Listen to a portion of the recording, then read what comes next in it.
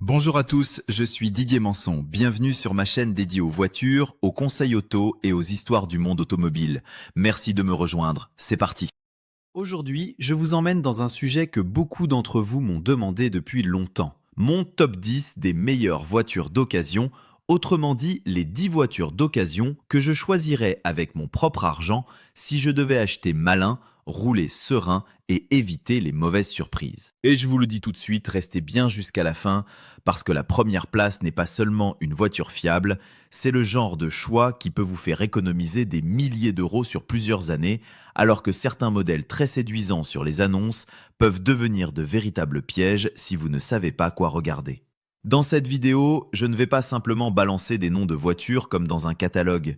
Je vais vous expliquer pourquoi elles méritent leur place, pour quels conducteurs elles sont faites, quelle motorisation je privilégierais, quels points vérifier avant de signer et surtout comment choisir une bonne occasion sans vous laisser aveugler par une belle peinture, un écran tactile ou un prix trop beau pour être vrai. Quand on achète une voiture d'occasion, on n'achète jamais seulement une carrosserie et 4 roues. On achète un historique, un entretien, une réputation, un coût d'assurance, une consommation, une revente future, et parfois aussi les erreurs de l'ancien propriétaire. Mon objectif aujourd'hui, c'est que vous terminiez cette vidéo avec une idée claire, concrète et réaliste de ce qu'il faut viser selon votre budget, votre usage et votre niveau d'exigence. À la 10e place, je mets la Citroën C3, parce qu'elle représente très bien ce que beaucoup de conducteurs recherchent en occasion. Une voiture simple à vivre, confortable, pas trop grande, pas intimidante et généralement abordable. La C3 n'est pas la voiture qui va faire battre le cœur des passionnés sur une route de montagne, mais elle a un vrai talent. Elle rend le quotidien plus doux. En ville, elle se gare facilement, elle offre une position de conduite agréable, sa suspension privilégie le confort et son habitacle donne une impression de voiture plus accueillante que ce que son prix laisse parfois imaginer. Pour un jeune conducteur, pour une personne qui fait surtout des trajets urbains et périurbains, ou pour une famille qui cherche une deuxième voiture, elle a beaucoup de sens. Mais attention, comme toujours en occasion, il faut regarder plus loin que le logo et le kilométrage. Sur certaines motorisations essence, il faut être très attentif à l'entretien, à la courroie, aux vidanges faites dans les temps et à la cohérence des factures. Je préfère une C3 un peu plus kilométrée avec un dossier d'entretien limpide qu'une C3 moins chère avec un carnet vide et un vendeur qui répond vaguement. Mon conseil, c'est de privilégier les versions bien entretenues, d'éviter les exemplaires qui ont fait uniquement de très petits trajets sans entretien sérieux, et de vérifier l'état des pneus, des freins, de l'embrayage si c'est une boîte manuelle, ainsi que le fonctionnement de l'électronique de bord. La C3 mérite sa place parce qu'elle est agréable, facile à revendre, économique dans l'ensemble et très adaptée à ceux qui veulent une voiture sans prétention, mais pratique. À la 9e place, je choisis la Kia Picanto, une petite voiture que beaucoup sous-estiment parce qu'elle est discrète, mais qui peut être un excellent achat d'occasion. Elle est compacte, légère, facile à conduire et surtout très rationnelle. Quand on cherche une voiture pour la ville, on n'a pas forcément besoin de 150 chevaux, d'un coffre immense ou d'une technologie compliquée. On a besoin d'une auto qui démarre le matin, qui consomme peu, qui coûte peu en assurance, qui se faufile partout et qui ne donne pas envie de pleurer à chaque passage au garage. C'est exactement là que la Picanto devient intéressante. Elle convient parfaitement aux étudiants, aux jeunes actifs, aux retraités ou à tous ceux qui veulent une voiture secondaire sans transformer leur budget en champ de bataille. L'autre point fort de Kia, c'est la sensation de sérieux dans la conception. Même sur une petite voiture, on sent que la marque a progressé en qualité, en présentation et en équipement. En occasion, il faut évidemment vérifier l'historique, mais une Picanto bien suivie peut rendre de très bons services pendant longtemps. Je regarderai particulièrement les versions essence simple, avec un entretien régulier, et je ferai attention aux voitures qui ont beaucoup roulé en ville, parce que la ville use davantage l'embrayage, les freins, les pneus, la batterie et parfois les trains roulants.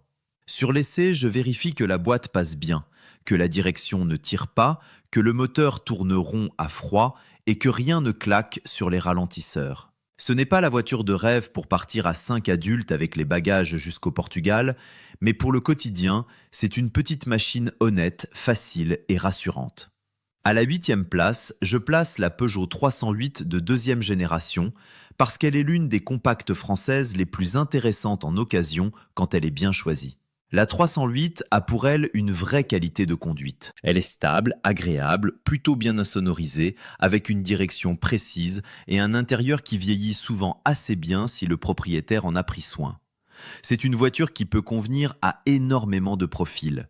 Le conducteur qui fait de l'autoroute, la petite famille, le commercial qui veut une voiture confortable, ou tout simplement celui qui cherche une compacte plus valorisante qu'une citadine sans basculer dans le premium. En break, elle devient même très pertinente pour ceux qui veulent du volume sans passer au SUV. Mais là encore, je ne vais pas vous vendre du rêve sans nuance. En occasion, la 308 demande de choisir la bonne motorisation et le bon historique. Les diesels peuvent être excellents pour les gros rouleurs à condition d'avoir été entretenus correctement et d'avoir roulé assez pour préserver le système anti-pollution. Pour quelqu'un qui fait principalement de la ville, je serais beaucoup plus prudent avec un diesel moderne parce que les trajets courts ne sont pas son terrain favori. En essence, il faut vérifier très sérieusement les factures et les préconisations d'entretien. Une 308 peut être une très bonne affaire si elle a été suivie avec sérieux, mais elle peut aussi coûter cher si l'ancien propriétaire a repoussé les entretiens ou ignoré les alertes. Ce que j'aime dans cette voiture, c'est qu'elle offre une sensation de catégorie supérieure pour un prix souvent raisonnable. Ce que je surveille, c'est la distribution, l'embrayage, les bruits de suspension, l'état de l'électronique, la climatisation et la cohérence entre l'usure intérieure et le kilométrage annoncé. Une 308 avec des sièges très usés, un volant lisse et des pédales fatiguées, alors qu'elle affiche peu de kilomètres, ça doit vous faire lever un sourcil. À la 7e place, je mets la Dacia Sandero. Et je sais que certains vont dire « Didier, ce n'est pas une voiture passion, ce n'est pas très chic, ce n'est pas premium ». Justement, la Sandero est ici parce qu'elle assume ce qu'elle est, une voiture simple, honnête, accessible et pensée pour les gens qui veulent rouler sans se ruiner. Sur le marché de l'occasion, une bonne Sandero est souvent une décision très intelligente. Elle ne cherche pas à impressionner le voisin, elle cherche à vous emmener au travail, au supermarché, chez vos amis, en vacances pas trop loin, et à le faire avec des coûts maîtrisés. C'est une voiture que j'aime recommander à quelqu'un qui me dit « Je veux quelque chose de fiable, de pas trop cher, avec un entretien raisonnable, et je me fiche d'avoir du cuir, des lumières d'ambiance et un tableau de bord digne d'un avion ». Les générations récentes ont énormément progressé en présentation, en sécurité perçue, en confort et en équipement. La Sandero Stepway, par exemple,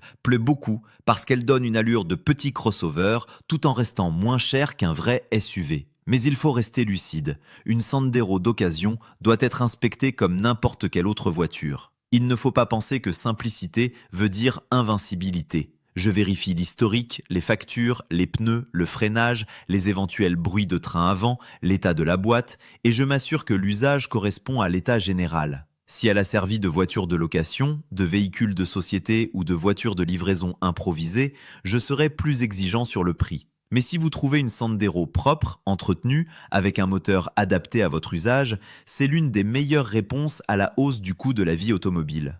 À la 6e place, je choisis la Renault Clio, parce qu'on ne peut pas parler de voiture d'occasion en France sans parler de la Clio. Elle est partout, et ce n'est pas un hasard. La Clio est polyvalente, connue des garages, facile à assurer, facile à revendre, et elle existe dans tellement de versions qu'il y en a presque une pour chaque conducteur. Ce que j'aime avec la Clio, surtout sur les générations récentes, c'est l'équilibre. Elle est assez compacte pour la ville, assez confortable pour la route, assez bien équipée pour le quotidien et suffisamment répandue pour que les pièces et les compétences mécaniques ne soient pas un problème. Pour un achat d'occasion, cette disponibilité est un énorme avantage. Une voiture rare peut être séduisante, mais le jour où il faut trouver une pièce ou un spécialiste, la rareté devient parfois un défaut. La Clio, elle, rassure par son écosystème. Je la recommanderais à quelqu'un qui veut une voiture principale sans tomber dans un budget trop élevé, à un jeune conducteur qui veut garder sa voiture plusieurs années ou à une personne qui veut une auto moderne mais pas compliquée à vivre. Cependant, toutes les Clio ne se valent pas. Il faut faire attention au moteur, à l'entretien, au type de boîte, au kilométrage réel et aux signes d'un usage intensif. Les versions diesel peuvent avoir du sens pour les gros rouleurs, mais pas pour celui qui fait 5 km matin et soir. Les versions essence sont souvent plus cohérentes pour un usage mixte ou urbain, mais là encore, l'entretien décide de tout. À l'essai, je prends le temps de rouler en ville, sur route et si possible sur une voie rapide. J'écoute les bruits d'air, les bruits de roulement, les vibrations. Je teste le freinage, la climatisation, l'écran, les aides à la conduite et je regarde si la voiture donne une impression saine. Une bonne Clio, c'est rarement un mauvais choix. Une Clio choisie trop vite, sans contrôle, peut devenir une déception. À la 5e place, je mets la Mazda 3 et là, on entre dans une catégorie que j'aime beaucoup. La voiture d'occasion pour celui qui veut de la fiabilité, mais aussi du plaisir et du style. Mazda a une manière assez particulière de concevoir ses voitures. On sent souvent une volonté de rester sobre, mécanique, cohérent, avec une vraie attention portée à la conduite. La Mazda 3 n'est pas la plus pratique de toutes les compactes, surtout si vous cherchez un coffre immense ou une habitabilité arrière de limousine.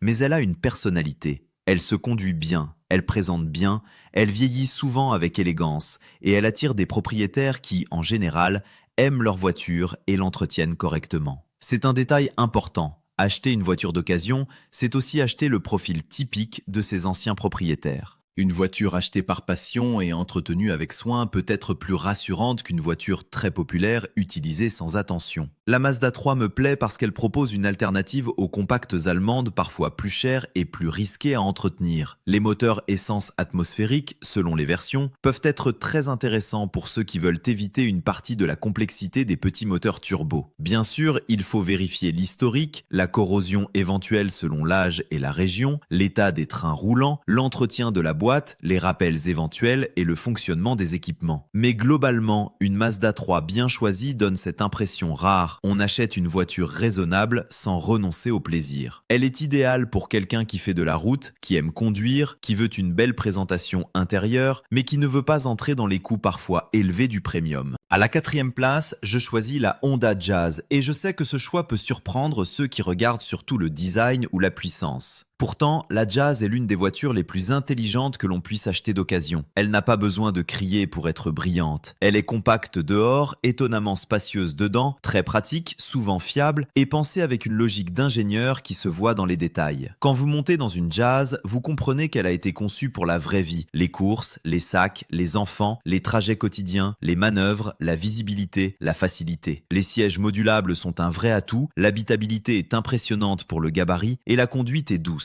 Pour une personne qui cherche une citadine polyvalente, une voiture de retraité actif, une auto familiale compacte ou une voiture pratique pour la ville sans se sentir enfermé, c'est un choix remarquable. En occasion, la Jazz souffre parfois d'un défaut qui est en réalité une qualité.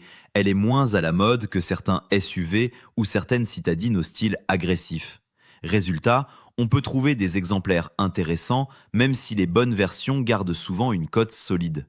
Je privilégierais les modèles avec un entretien complet, des factures claires, une batterie en bon état pour les versions hybrides et une inspection sérieuse de la boîte automatique si la voiture en est équipée. Je regarde aussi l'état intérieur, parce qu'une Jazz a souvent une vie très utilitaire. Elle transporte tout et n'importe quoi. Mais si elle a été respectée, elle peut être incroyablement rassurante. Ce n'est pas la voiture qui impressionnera à la terrasse d'un café, mais c'est peut-être celle qui vous fera sourire dans 3 ans quand vous réaliserez qu'elle ne vous a presque rien demandé à part de l'entretien normal. À la 3e place, je place le Dacia Duster parce qu'il répond à une demande énorme.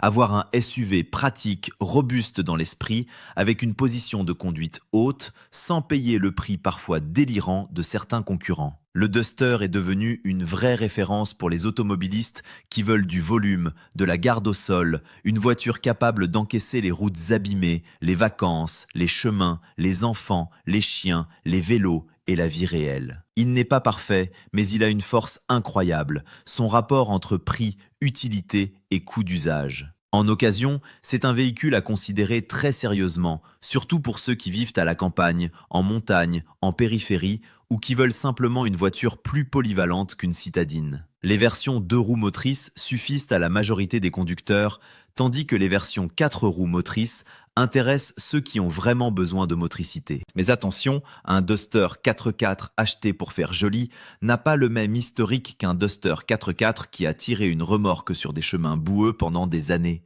Il faut donc inspecter le dessous, les suspensions, les pneus, la transmission, les protections, les traces de choc et l'entretien.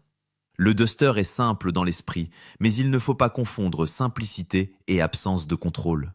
Je conseille aussi de bien réfléchir à la motorisation. Essence, diesel, GPL, selon les années et les besoins, chaque choix a sa logique. Celui qui fait beaucoup d'autoroutes ne choisira pas forcément la même version que celui qui roule peu et surtout près de chez lui. Le Duster mérite sa place parce qu'il démocratise le SUV utile. Il ne vous promet pas le luxe, il vous promet une forme de liberté pratique. Et pour beaucoup de familles, c'est exactement ce qu'il faut. À la deuxième place, je mets la Toyota Corolla hybride, parce qu'elle coche énormément de cases pour l'acheteur d'occasion intelligent.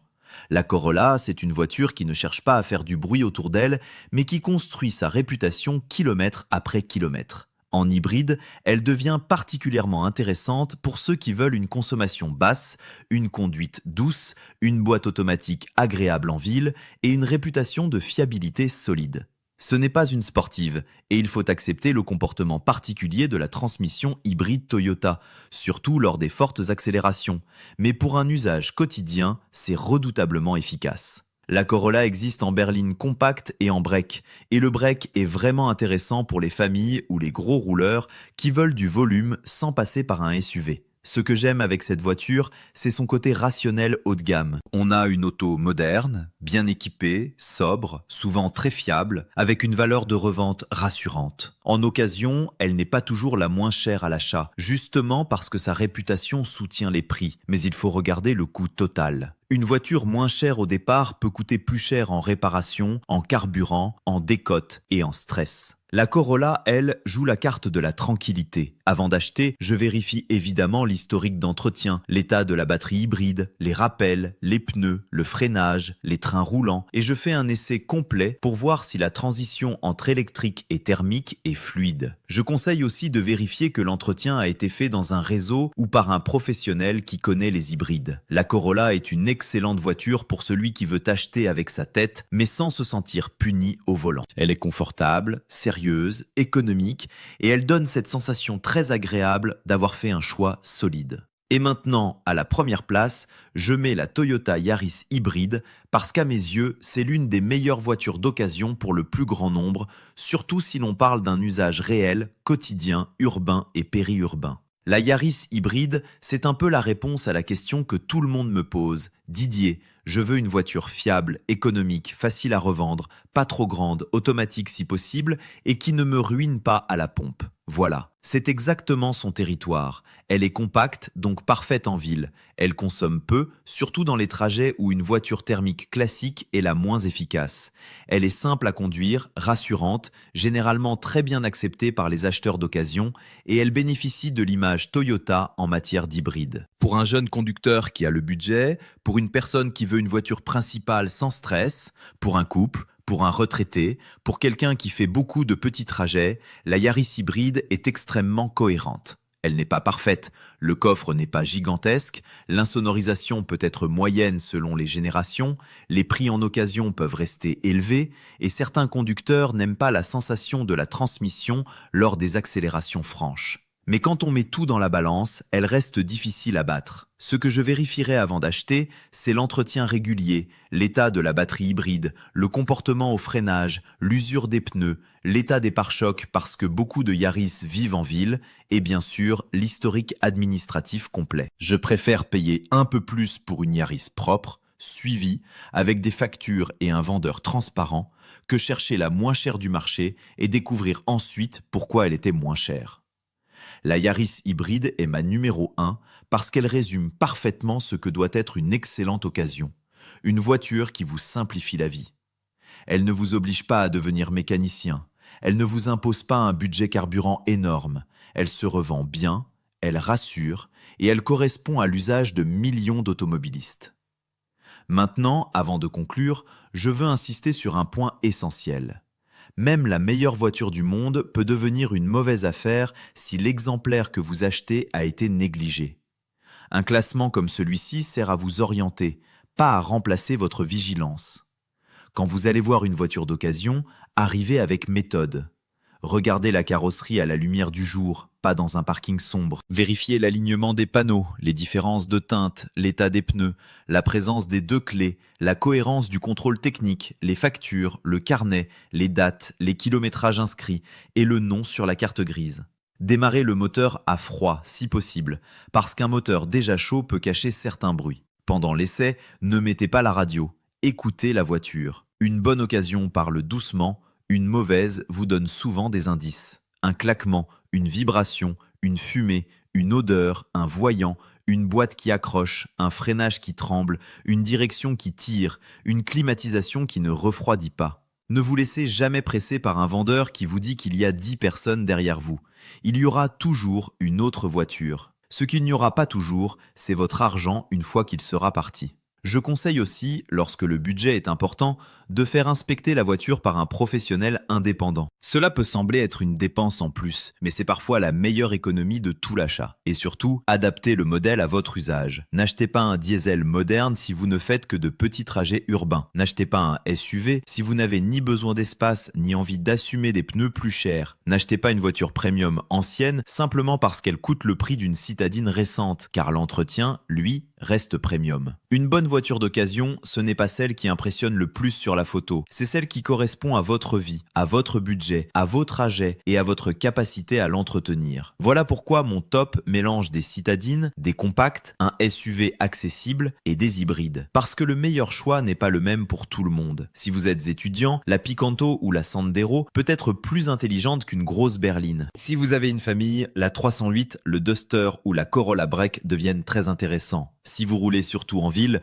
la Yaris hybride et la Jazz sont redoutables. Si vous aimez conduire, la Mazda 3 a ce petit supplément d'âme. Si vous voulez une valeur sûre, facile à revendre, la Clio reste une évidence. Et si vous cherchez du confort abordable, la C3 peut très bien faire le travail. Ce que je veux que vous reteniez, c'est que l'occasion n'est pas un monde dangereux si l'on sait regarder, comparer et refuser les mauvaises affaires. Le vrai piège, ce n'est pas la voiture d'occasion. Le vrai piège, c'est l'achat précipité. Prenez votre temps, comparez plusieurs exemplaires, ne tombez pas amoureux trop vite. Et souvenez-vous qu'une voiture propre sur une annonce ne vaut rien sans preuve derrière. Moi, si je devais acheter demain une voiture d'occasion avec un budget raisonnable et l'envie de dormir tranquille, je commencerai clairement par regarder les modèles de ce classement. Et vous, dites-moi en commentaire quelle voiture vous auriez mise à la première place, quelle voiture vous conseillez autour de vous, et surtout quelle voiture d'occasion vous a déjà donné une bonne ou une mauvaise surprise. Comme toujours, si cette vidéo vous a aidé, pensez à vous abonner à la chaîne, à laisser un pouce bleu et à partager la vidéo avec quelqu'un qui cherche une voiture en ce moment. C'était Didier Manson, prenez soin de vous, prenez soin de vos voitures, et rappelez-vous, la meilleure affaire ce n'est pas toujours la moins chère, c'est celle qui vous coûte le moins longtemps après l'achat.